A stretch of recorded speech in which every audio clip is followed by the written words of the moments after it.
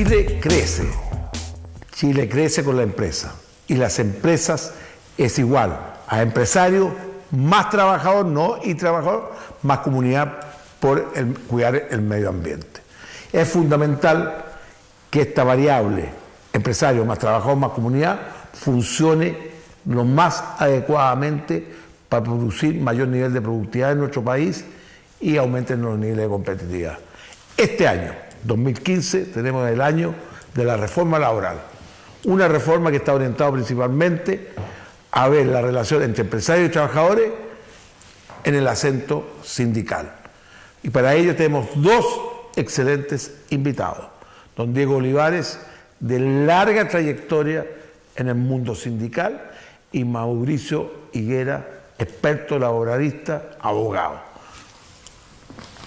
Diego, ¿qué piensas tú de lo que va a suceder en el 2015 con esta reforma laboral que algunos la han llamado distinto por no tener proempleo, etcétera, etcétera? Mira, yo creo que no va a suceder nada catastrófico, en primer lugar. Yo creo que hay que, sacar ese peyorativo que ha tenido la reforma como una reforma amenazante, como una reforma que, en definitiva, solamente entrega poder a uno de los actores y no toma otros temas que son positivos para ambos sectores. Yo creo que, en ese sentido, por lo menos, lo decía en la mañana en un seminario, yo he visto a los actores, incluso a los trabajadores, por supuesto, a los empresarios y también en público, al propio gobierno y a los parlamentarios, incluso de la derecha, de tener una opinión que es mucho más moligerante que la que hemos visto en los grandes titulares de los medios de comunicación. Y eso a mí me hace pensar en que vamos a tener un año que vamos a discutir una agenda laboral que nos va a permitir llegar a acuerdos importantes para equilibrar la cancha en esto de lo que hoy es el poder entre trabajadores y empresarios. Yo creo que el extremo fue un anuncio casi, porque no era una nota periodista, que en un periodo de 10 años los trabajadores que no estaban sindicalizados habían ganado más en términos de porcentaje que los sindicalizados. Después uno miraba los sectores, claro, pero esa remuneración era mucho más baja que los sindicalizados. Seguramente habían ganado menos en términos de porcentaje de esos 10 años, pero en sueldo muy superior los sindicalizados que el resto. En Chile estamos acostumbrados a decir cosas tremendistas cuando las cosas son nuevas. Yo, en estos días se cumplieron los 11 años del Tratado de Libre Comercio y yo desde el mundo del trabajo... Con Estados Unidos, por favor. Con Estados Unidos, y me tocó vivir, la representación de los trabajadores. Y desde dentro de los propios trabajadores había una acusación tremenda, que fue uno de los motivos que generó un gran conflicto, incluso dentro, cuando en aquella época yo era la CUT. Entonces, lo que quiero decir es que aquí siempre hay que mirar las cosas en perspectiva y con un grado de mayor positivismo. Chile es un país que todos sabemos que le ha ido bien, pero que hay un gran desequilibrio, y ese desequilibrio hay que ponerlo en una raya que nos marque la cancha mejor a todos los actores. La mejor expresión la conozco yo, que lo hizo Roberto Sales. Los chilenos somos como gatos mojados. Entramos en euforia, caemos en depresión con una facilidad enorme. Viene una buena noticia, de nuevo, euforia, depresión. ¿Qué piensas tú, Mauricio? ¿Cómo tú ves esta situación en el año 2015? A ti te va a tocar educar, capacitar, criticar, todo lo que significa ser un experto en esta materia. Así es. Primero que nada, Roberto, quiero agradecerte la invitación para participar en esta entrevista. La verdad es que como abogado en los últimos años me ha tocado ver e interiorizarme básicamente en el derecho a la empresa. Esta reforma, tal como señala, mal llamada reforma, más que nada, ha tocado distintos puntos, distintas áreas, que en los últimos 15 años era una supuesta deuda asociada a la CUT o al movimiento sindicalista. Sin embargo, yo me encuentro un poquito escéptico a que se provoquen grandes cambios. Si bien se tratan algunos elementos, veo con recelos, por ejemplo, la iniciativa de titularidad sindical, cuando se puede eventualmente dejar desprotegido a un grupo de trabajadores, lícitamente o válidamente no queriendo entrar a participar en un sindicato, no queriendo válidamente participar en un sindicato. Sin embargo, esta iniciativa pretende, entre otras, otorgar titularidad sindical. Pero puede ser abogado el diablo en esa materia, pero también se utilizaba ese sistemita de los grupos negociadores o de extender lo ganado por el sindicato con una práctica antisindical porque se le reajustaba al otro día, incluso se le entregaba un punto más con objeto de que la gente se retirara del sindicato. Entonces también a veces la actitud del mundo empresarial trae como consecuencia que el péndulo sea justo para el otro lado. La verdad, ¿No te queda esa sensación? La verdad, Roberto, es que es los índices de prácticas antisindicales que se pudieron acreditar, por lo menos en los tribunales, fue bajísima. La verdad es que esa práctica, en el ejercicio de la profesión, yo la vi bastante poco. La verdad es que en ese punto quiero ser enfático, es bastante menor. Yo he visto desde la práctica que el trabajador o no tiene intención de, estamos hablando del que no está sindicalizado, en una empresa donde sí existe un sindicato, uno más, el que no está sindicalizado es porque no tiene interés en sindicalizarse, porque no le descuenten, porque no siente representatividad respecto al sindicato. O porque tiene miedo. O en ocasiones tiene miedo. Ojo, que cuando está la expresión se tiene miedo, estamos haciendo caso a las encuestas que por lo menos fluctuaban hasta el año 2007, en esas encuestas que se le hacían a todos los dirigentes sindicales, y estaba la pregunta, ¿por qué existía la baja tasa de sindicalización? Y una de las tres variables era justamente esa, porque existía el temor. Pero es importante destacar que esa pregunta se le hacían solamente a dirigentes sindicales. Los dirigentes sindicales efectivamente decían, no, porque tienen temor. Sin embargo, desde el 2012 en adelante se le preguntó a los trabajadores y dentro de esa encuesta se eliminó esa pregunta. Por ende, todas las tasas que hablan de temor de sindicalizarse son con las estadísticas anteriores. Es un elemento, por cierto. Pero habría que decir también que casi el 80% de la población indica que el sindicato es importante. Otra cosa es si se sindicaliza o no. La encuesta toda la dice que los sindicatos son importantes. Otra cosa es qué opinión haya de los dirigentes sindicales, que naturalmente ahí también el movimiento sindical, yo creo que junto con esta agenda, con esta reforma, también tiene que haber una reforma en la propia organización, en la propia institución. Sí, y la actitud, tiene que haber una reforma también en los empresarios. Aquí yo veo dos actores muy conservadores. Un sector empresarial que dice nada con la reforma, porque temores y porque se siembra el pánico, y otros amigos sindicales que creen que aquí hay que hacer la reforma de toda la vida. Ni una ni la otra cosa. Yo creo que este es un país que ha mostrado, a propósito del escepticismo que tú tienes, que haciendo acuerdos entre empresarios y trabajadores ha logrado dar grandes pasos. A mí me tocó participar de los acuerdos marcos del año 90, cuando dirigía a Manuel Busto el movimiento sindical. Fuimos capaces, y Manuel Feliu, los Manueles por parte de los empresarios. Bueno, y un nivel de confianza que permitió que este país creciera a un promedio casi del 7%, que incluso se va a aumentar las pensiones, que se va a aumentar incluso la edad de jubilación. Y en este país no pasó nada, por el contrario, fueron los índices de crecimiento más altos del país. ¿Qué es lo que pasó de ahí a acá? Y ese, a propósito del recordatorio que tú decías de cuántos años yo llevaba como dirigente. Yo prácticamente ya estoy jubilando, debiera jubilar. En realidad, lo que creo sí, que esta es una tremenda oportunidad para hacer una discusión en serio frente al país. Y yo desde esa perspectiva tengo una actitud positiva, e incluso en que en aquellos aspectos que el movimiento sindical tiene una distancia de algunos puntos que los que se han planteado, yo creo que también nosotros tenemos que ser capaces de reconocer que en muchos casos también hay abusos. Cuando se plantea aquí esto de la práctica antisindical desde los empresarios, y se plantea hoy día, por ejemplo, determinar ciertas prácticas antisindicales que generan el propio sindicato, por favor, ¿por qué no mirarnos de frente los dirigentes sindicales cuando sabemos que eso ocurre? Hay hoy día problemas no simplemente por persecución de los dirigentes sindicales, sino que a veces nos peleamos entre los dirigentes sindicales y nació un nuevo sindicato, o por mantener el fuero, o por ser y eso también es lo que aleja a mucha gente a sindicalizarse.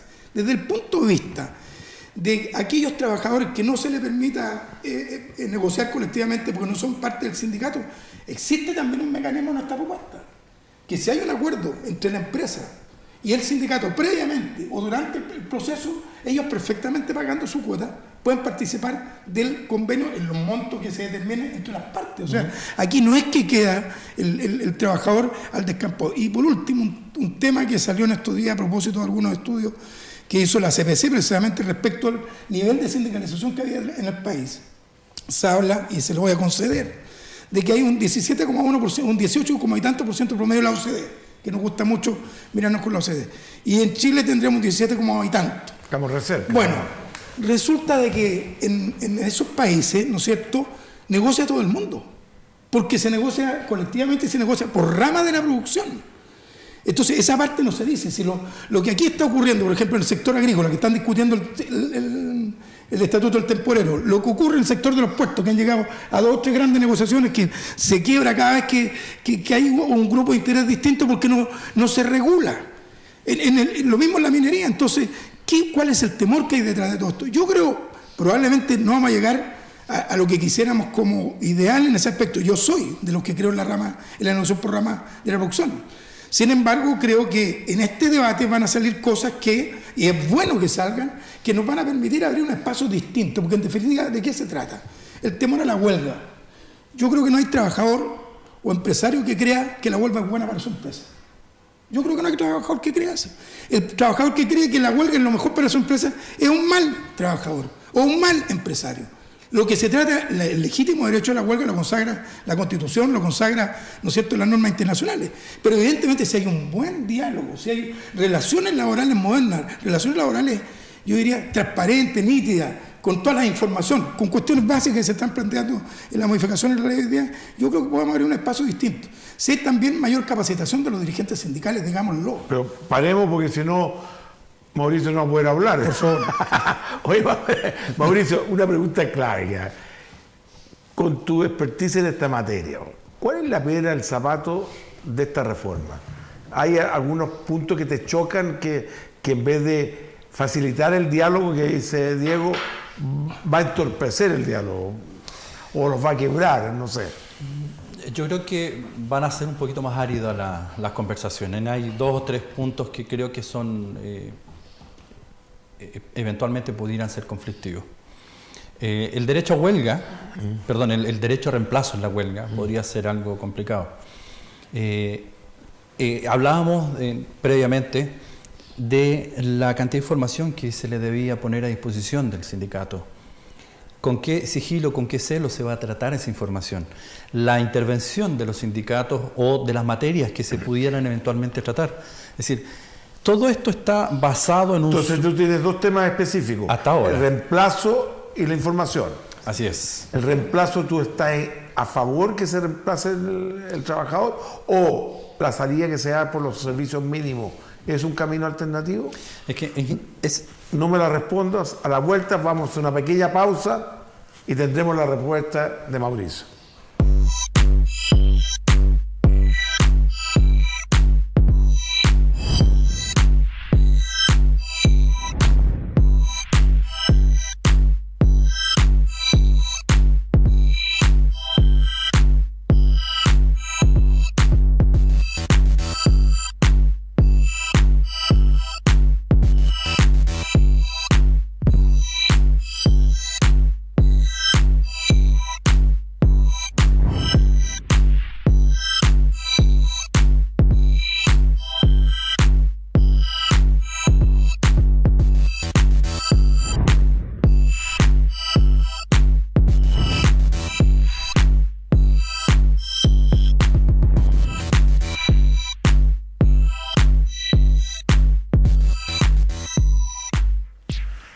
Mauricio, perdón que te haya interrumpido, pero las pausas hay que ir, perfecto, hay que respetarlas. Okay.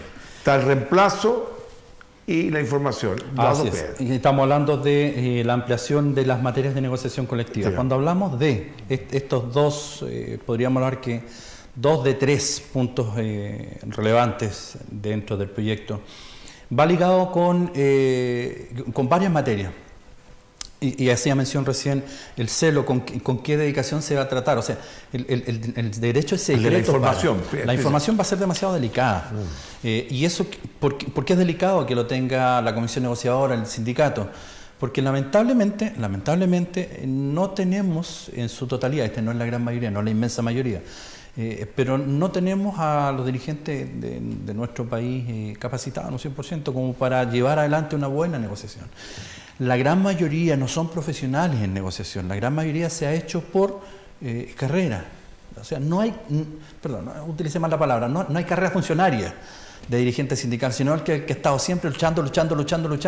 Y la verdad es que si hay algo que me llama la atención poderosamente de esta reforma es la intención de profesionalizar al dirigente sindical. Eso lo encuentro bastante loable por parte del gobierno. Ese es uno. Y cuando hablamos del equilibrio de las partes respecto en esencia, el derecho a huelga, usted hacía mención de los servicios mínimos que se debe cubrir. Se ingresó en este proyecto la idea de los servicios mínimos, estableciendo un acuerdo entre el sindicato. Para resolver el problema del reemplazo. Claro, la pregunta es, ¿efectivamente se reemplaza? ¿Se reemplaza en Chile? En el caso de la huelga, y vuelvo a lo mismo, las tasas de reemplazo son bastante pocas. Justamente, como decía el colega, no es bueno, y esto es lamentablemente porque por un carácter histórico se ha tendido a pensar que existen dos polos acá en contradicción. Uno, que son los trabajadores que tienen el trabajo, la mano de obra, y por el otro lado el empresario que tiene el capital. Entonces hay un aparente conflicto entre el capital y el trabajo, y la verdad es que es inexistente porque ambos van para el mismo lado. O sea, el empresario no hace nada sin el trabajador, y el trabajador no puede hacer nada, sustento familiar, entiéndase, sin un trabajo. Pero Mauricio, de nuevo haciendo un poquito abogado del diablo, me gustaría que se incorporara. Siempre, a mí me consta, porque me tocó muchos años discutir pliego de peticiones, hablar del tejo pasado. Presentar un pliego con tejo pasado. Pero si tú no le entregas la información, bueno, por supuesto que hacer con tejo pasado. Sí, claro. Entonces, por eso que yo me gustaría agregarle al proyecto de ley que todos los pliegos de peticiones vengan evaluados con impacto en el balance, porque estás obligando a evaluarlo y saber cuál va a ser los resultados, porque hoy día Chile es totalmente distinto a hace 30 años atrás. Antes Chile competía con productos nacionales, hoy día compites con el mundo. Claro. Hoy día estás obligado como empresa, para sobrevivir y vivir, ser competitivo.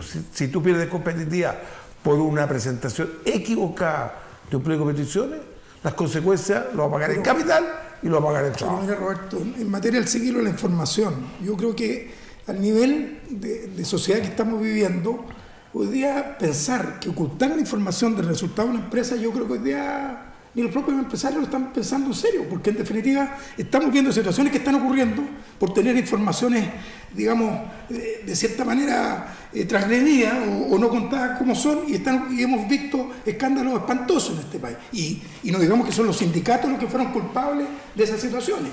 Por lo tanto, y lo otro, creo yo, que efectivamente hay un desarrollo, un crecimiento en el conocimiento de los trabajadores que hoy día laboran en Chile, que estamos muy lejos de que cualquier dirigente sindical, yo no digo que no lo haya, no hay que tener conocimiento básico de cómo manejar una información, un proceso de negociación colectiva reglada, transparente, porque, por favor, un tema que es principal en este tema también, no podemos pensar en la negociación colectiva solo en el minuto de la negociación.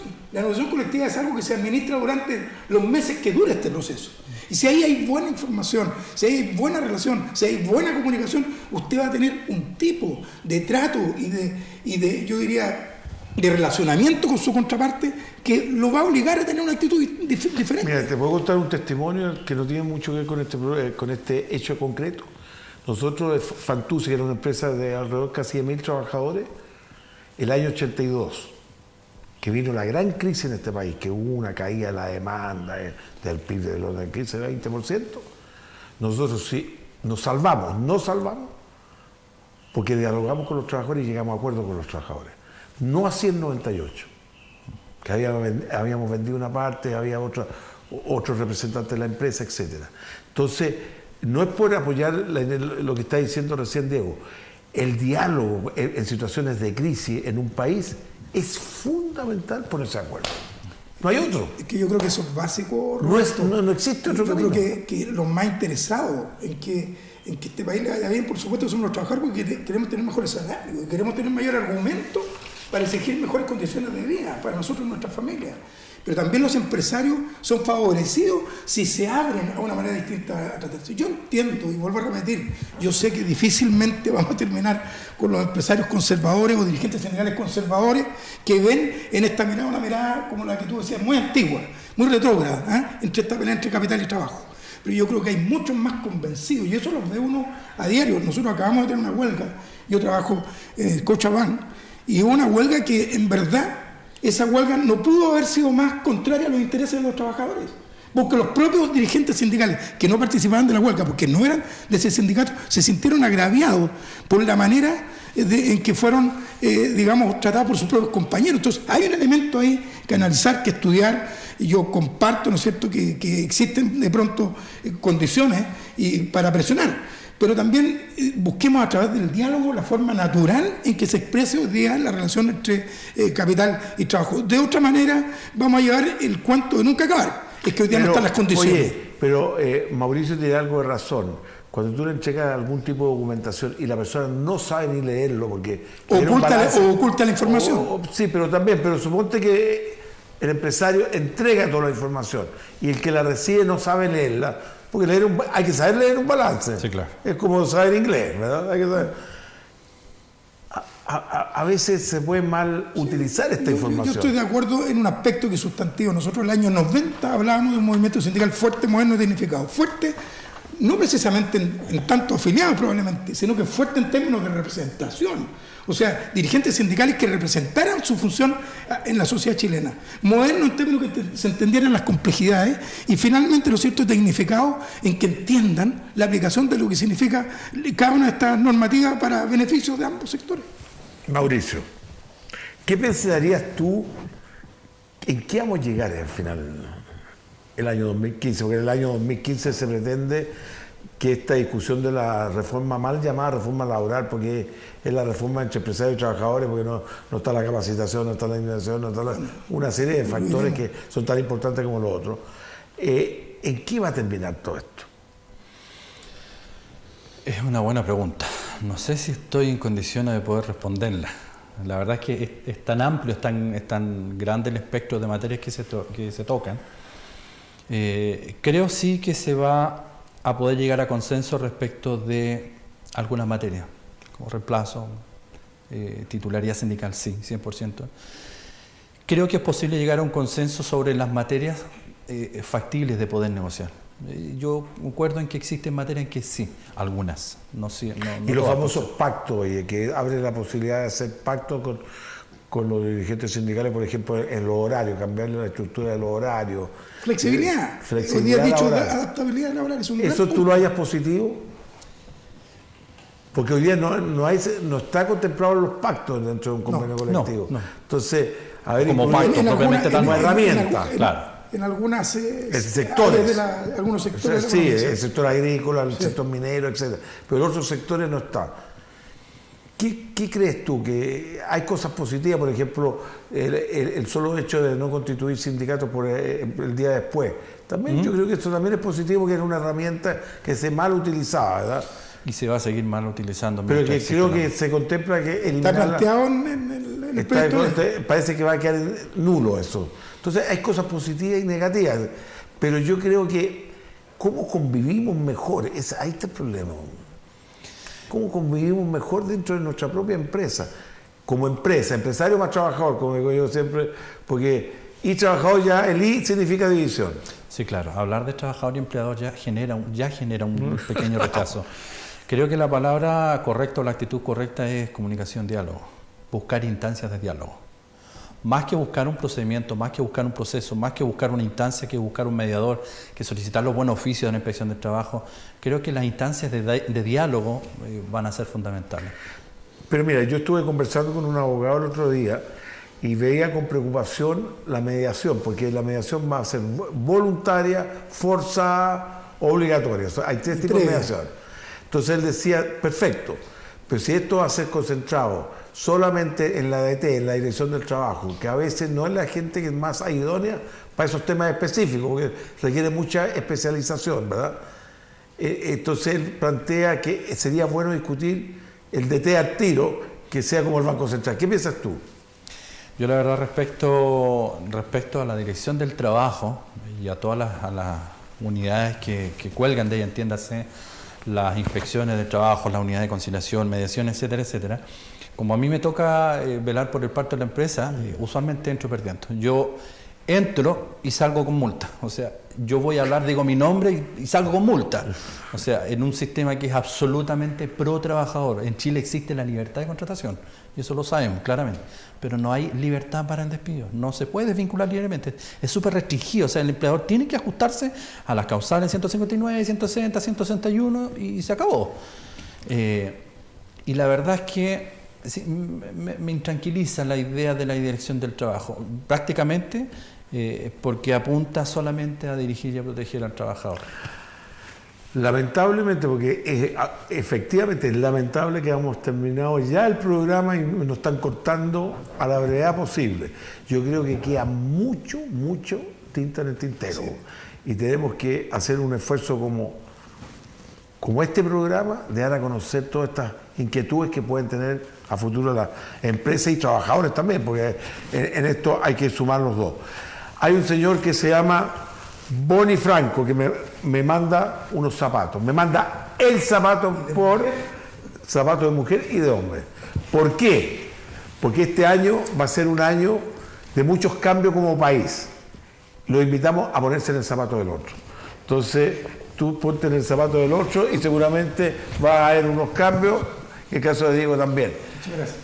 Vamos a un corte con Innova USACH, donde contamos experiencia de esta universidad en su quehacer diario con empresarios que han innovado. Y los espero la próxima semana a esta misma hora. Chile crece con las universidades, con el desarrollo tecnológico. Innova USACH siempre preocupado de hacer realidad algunas innovaciones en el mundo real.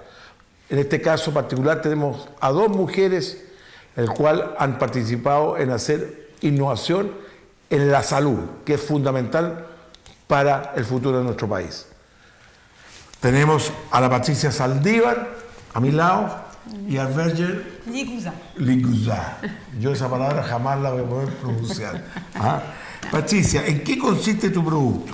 Bueno, nuestro producto consiste... Esto lo desarrollaron con la universidad, ¿verdad? Con la universidad. Innova fue un gran apoyo para nosotros. Nuestra empresa es nueva en Chile, no existe nada como nuestros productos, son productos para los alérgicos, para el control ambiental de ellos, para que puedan reducir el nivel de medicamentos. Es una línea de cobertores para la cama, almohada, colchón, plumón. Es una tela especial que se fabrica en la NASA. La NASA descubrió esta tecnología y esto no permite que los alérgicos estén en contacto con el alergeno, que es el que les produce la alergia, específicamente esto, el polvo. Esto ¿Este es para la solución para muchos alérgicos? Es una solución para una mejor calidad de vida, porque los alérgicos solamente pueden... ¿Qué porcentaje en Chile es alérgico? Más o menos un 30%. ¿Es altísimo? Sí, a diferentes alergias. Hay alergias de todo tipo, ¿no? De piel, respiratoria. ¿Y este caso para qué tipo de alergia? Este específicamente es para la gente que tiene rinitis, asma y dermatitis atópica, en general por el ácaro del polvo, que es como la alergia que está durante todo el año. Esto lo ayuda a tener una mejor calidad de vida y a reducir hasta en un 20% el uso de medicamentos. Tenemos una serie de productos más, además, que complementan el control del ambiente del alérgico, ya para que lo ayude a tener mejor calidad de vida. Tenemos un tema también con los biochips, que es esto, que es una medicina más bien alternativa con biomagnetismo. Nos ha dado muy buenos resultados, un producto holandés que ha tenido muy buenos resultados en gente alérgica y tiene para distintos tipos de cosas. El caso tuyo, que llevas 18 años en Chile. Sí.